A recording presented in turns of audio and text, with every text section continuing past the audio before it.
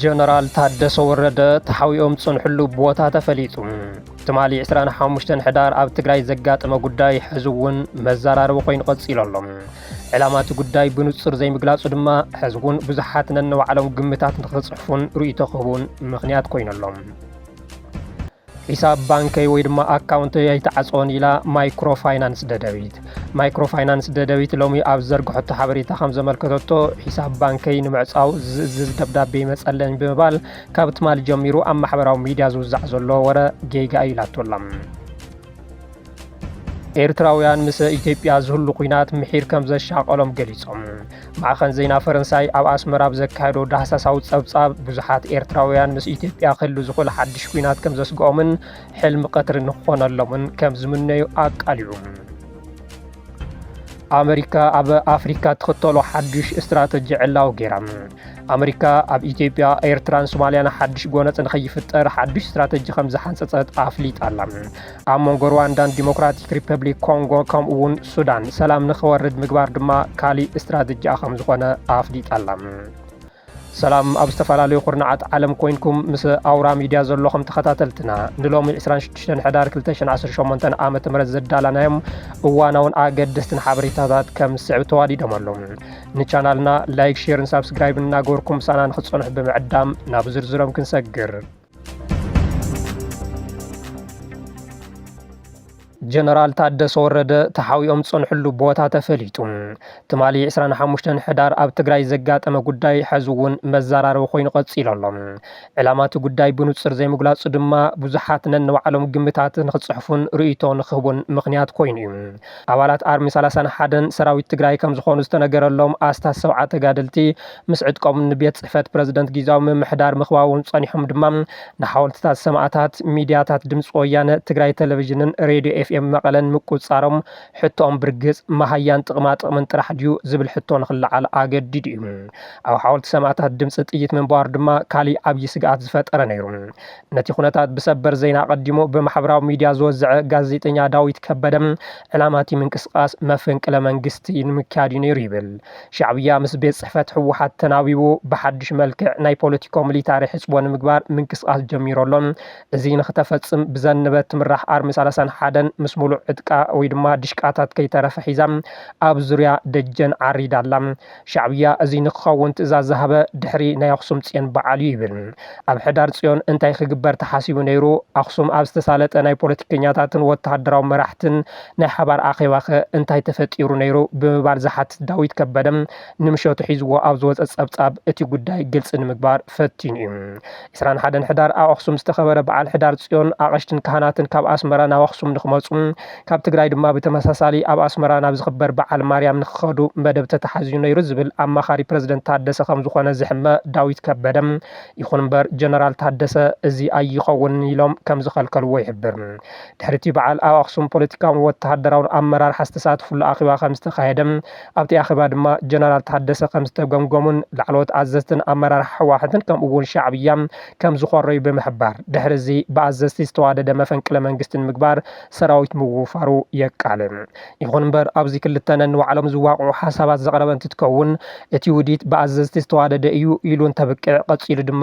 እቶም ካብ እንደርታ ኣራጉረ ብ24 ሕዳር ዝተበገሱ ኣባላት ሰራዊት ኣዘዝቶም ዝኾኑ ጀነራላት ማሾ በየነን ዘነበ ክፍለን ከዘራርብዎም እንትኸዱ ታደሰ ወረደ እዩ ዘዘራርበና ብምባል እምቢ ኢሎምዎም ይብል። እቶም ንልዕሊ 2 ወርሒ መሃያ ከም ዘይተዋሃቦም ዝገልጹ ኣባላት ሰራዊት ሕቶና ጥቕማጥቕሚ እዩ ዝብሉ ኮይኖም ፕረዚደንት ታደሰ ግና ንኸዘራርብዎም ፈቃደኛ ከም ዘይኮነ እዩ ክግለጽ ጸኒሑ። ይኹን እምበር ሓላፊ ቢሮ ጸጥታን ሰላምን ትግራይ ጀነራል ፍሳሕ ኪዳኑ ፍሳሕ ማንጁስን ምክትል ፕረዚደንት ኣማኑኤል ኣሰፋን ከም ዘማየጥዎም ብምርዳእ ከም ዝተፈላለዩ ካብ ምግላጽ ዝሓለፈ ክሳብ ሕዚ ብመንግስታዊ ኣካል ንጹር ዝኾነ መብርሂ ኣይተዋሃበን። በቲ በለበቲ እቲ ትማሊ ኣብ ከተማ መቐለ ዘጋጠመ ፍጻመ ንብዙሓት ተጋሩ ዘሕዘነ ንጸላእቲ ድማ ዘሐጎሰ ኮይኑ ሓሊፎሎም። እዚ ከምዚ ኢሉ እንከሎ ኣብዚ ኩሉ ከይዲ ጀነራል ታደሰ ወረደ ኣበይ ኣለዉ ዝብል ሕቶ ዘይተመለሰ ሕንቅሊተ ኮይኑ ጸኒሑ እዩ እቶም ኣባላት ሰራዊት ካብ ኣራው ጉረን ትብገሱ ሓበሬታ ዝወጽሖም ጀነራል ታደሰ ግና ንግሆና ቢሮ ዘይኣተው ኮይኖም ሕዚ ዝወጹ ሓበሬታታት ከም ዘመልክትዎም ድማ ኣብ ሓደ ነባር ኣመራርሓ ሕወሓት ገዛ ተሓዊኦም ከም ዘሕለፍዎ እናተገለጸ ይርከብ ጀነራል ታደሰ ወረደ ኣብ ገዛ ኣምባሳደር ፍስሐ አስገዶም ተሓዊኦም ከም ዘሕለፍዎ እናተገለጸ እዩ ኣብ ኣሜሪካ ኮይኖም ንጹምዶ ከም ዘተሓባብሩ ዝንገረሎም ኣምባሳደር ፍስሐ አስገዶም ቀንዲ ደጋፊ ሕወሓት ከም ዝኾኑ እኳ ክግለጽ ጸንሐ እንትኾነ ሕዚ ጀነራል ታደሰ ኣብ ገዝኦም ንኽሕብኡ ብኸመይ ፈቒዶምሎም ዝብል ግና መገረሙ ኮይነሎም ሒሳብ ባንከይ ወይ ድማ ኣካውንተይ ኣይተዓጽወን ኢላ ማይክሮፋይናንስ ደደቢት ሎሚ ኣብ ዘርግሖት ሓበሬታ ከም ዝበለቶ ሒሳብ ባንከይ ንምዕጻው ዝእዝዝ ደብዳቤ ኣይበጽሕንን ብምባል ካብ ትማሊ ጀሚሩ ኣብ ማሕበራዊ ሚድያ ዝውዛዕ ዘሎ ወረ ጌጋ እዩ ኢላ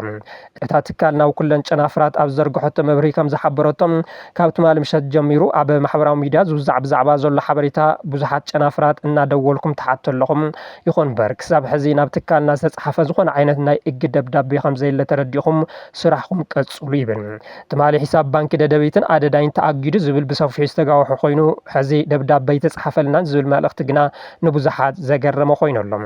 ብዙሓት መንግስቲ ኢትዮጵያ ትካልኩም ተኣጊዱ እዩ ዝብል ደብዳቤ ዲኹ ጽሕፈልኩም ደሊኹም ዝብል ሕቶ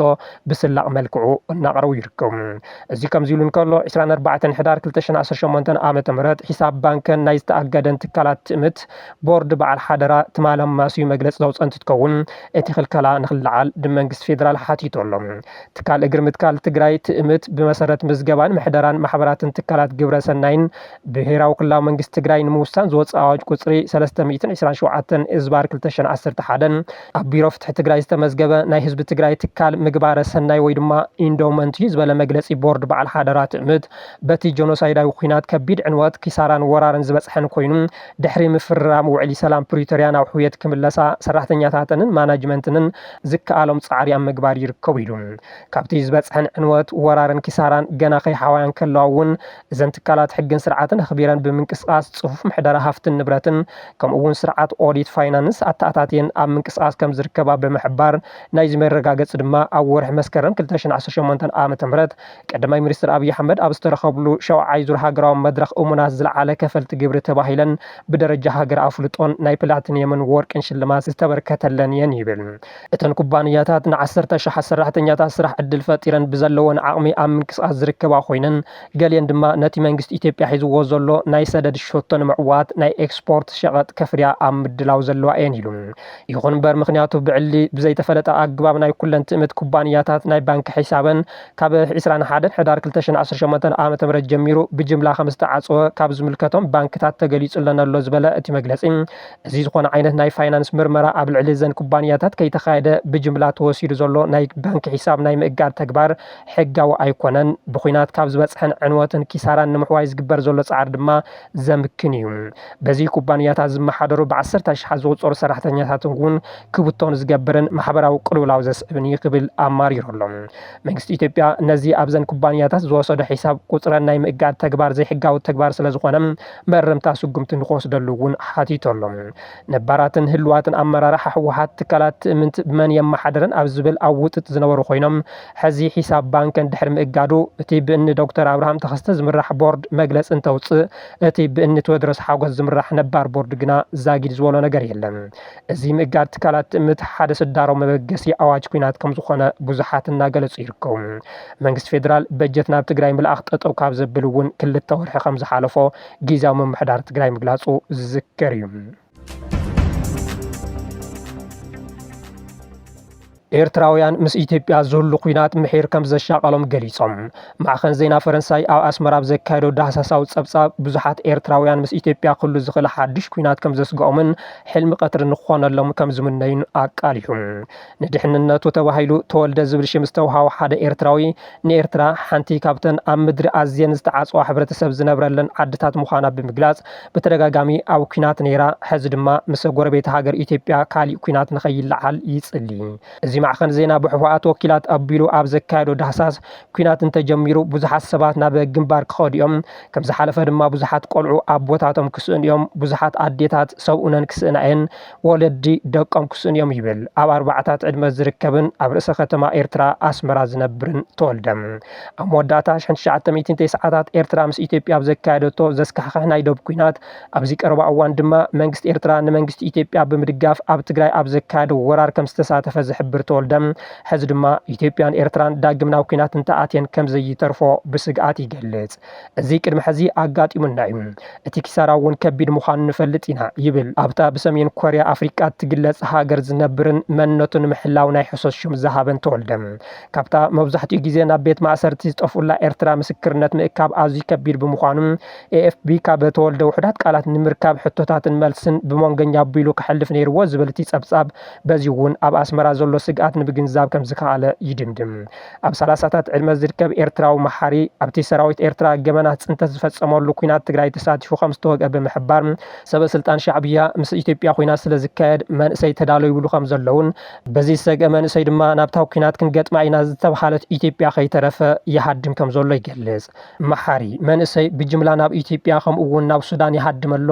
ክመጽእ ዝኽእል ኩናት ንምድሓን ክብል ንኤፍፒ ተዛሪቡ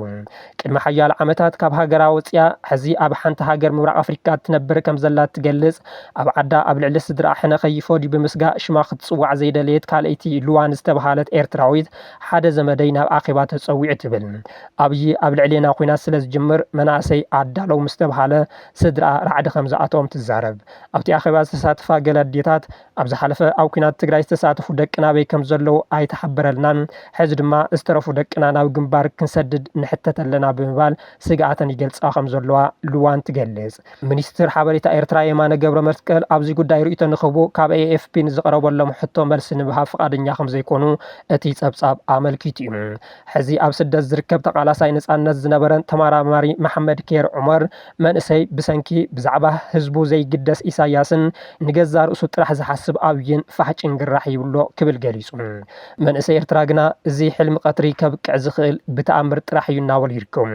እዚ ከምዚ ኢሉ እንከሎ መንግስቲ ኤርትራ ን18 ዓመታት ኣሲርዎም ዝነበሩ 13 ኤርትራውያን ከም ዝፈትሐ ተሓቢሩሎም መንግስቲ ኤርትራ ንኣስታት 18 ዓመታት ኣብ ወታደራዊ ቤት ማእሰርቲ ማይ ስርዋ ተኣሲሮም ዝጸንሑ 13 ሰባት ከም ዝፈትሐ ቢቢሲ ጸብጺቦሎም እዞም ነጋዶ ኣባላት ፖሊስ ሰሞያ ዝርከብዎም እሰራት ትማሊ 25 ሕዳር ናብ ስድሮኦም ከም ዝተጸንበሩ ተሓቢሩሎም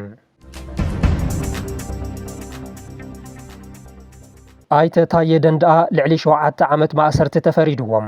ሚኒስትር ዴታ ሰላምን ኣባል ባይቶ ክልል ኦሮሚያን ዝነበሩ ኣይተ ታየ ደንደኣ ማእሰርቲ 7 ዓመትን 2 ወርሕን ከም ዝተፈረዶም ተሓቢሩ ሎሚ ዓርቢ ኣብ ዝወዓለ መጋባእያ ላዕለዋይ ቤት ፍርዲ ፌደራል ኣይተ ታየ ብዘይ ሕጋዊ መንገዲ ኣጽዋር ብምሓዝ ብዝቀረበሎም ክሲ ማእሰርቲ ፈሪዱሎም ኣሎም ኣይተ ታየ ደንደኣ ፈለማ ብ3 ጉዳያት ክሲ ተመስሪትዎም ዝነበሩ ኮይኖም ቤት ፍርዲ በቶም 2 ነጻ ከም ዝወሎም ዝዝከር እዩ ፍቃድ ዘይብሉ ክላሽንኮቭ ዝዓይነቱ ጠበንጃ ምስ ስሳ ጠያይቲ ኣብ ገዝኦም ምርካብ ብዝብል ጥፋተኛ ዝተባሃሉ ኮይኖም ኣብዚ ቀረባ ሰሙናት ድማ ምስ ሓደ ሚድያ ዝገበርዎ ቃለ መሕትት ብዙሕ ደጋፍ ስለ ዝረኸቡ ዓመፅ ከላዓሉ ይኽእሉ እዮም ዝብል ተወሰኽቲ ክስታት ተመስሪትዎም ነይሩ እዩ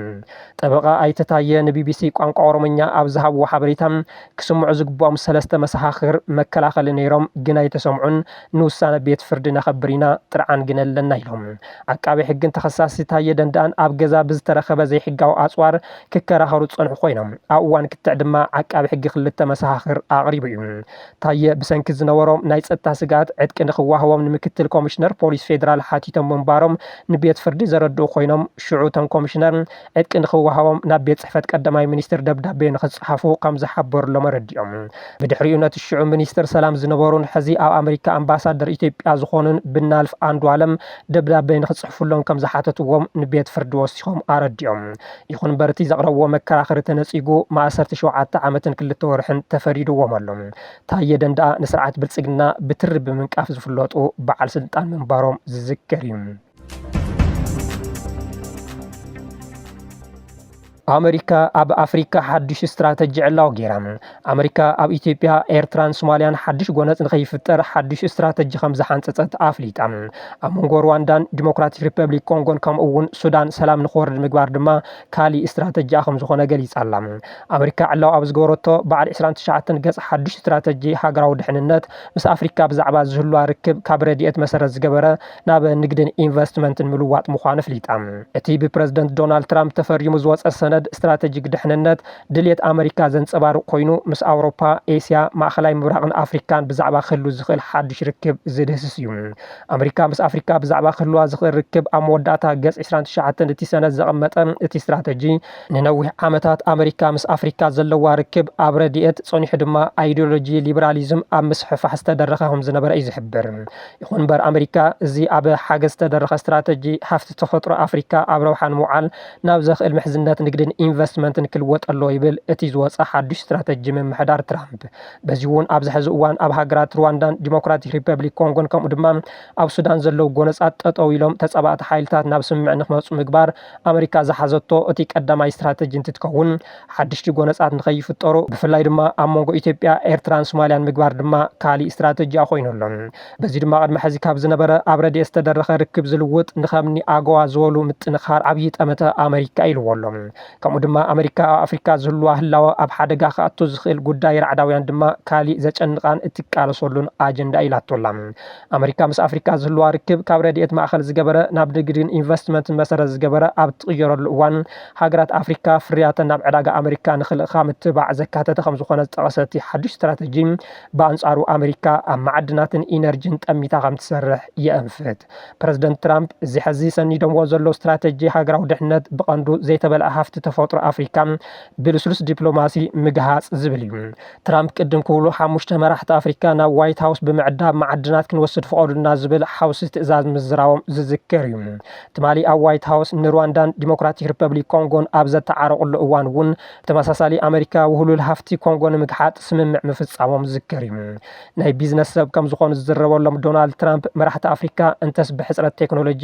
ወይ ብድንቁርና ኣውፂኦም ናብ ረብሓ ሃገርን ህዝብን ከውዕልዎ ዘይከኣሉ ሃፍቲ ተፈጥሮም ብዘመናዊ ዲፕሎማሲ ንምውሳድ ሰፊሕ ድልየት ከም ዘለዎም ይዝረብ። ክቡራትን ክቡራንን ንሎሚ ዝሓዝናዮም ዜናታት ነዚኦም ይመስሉ ነይሮም። ስለዝተኸታተልኩምና ነመስግን። ሰላም።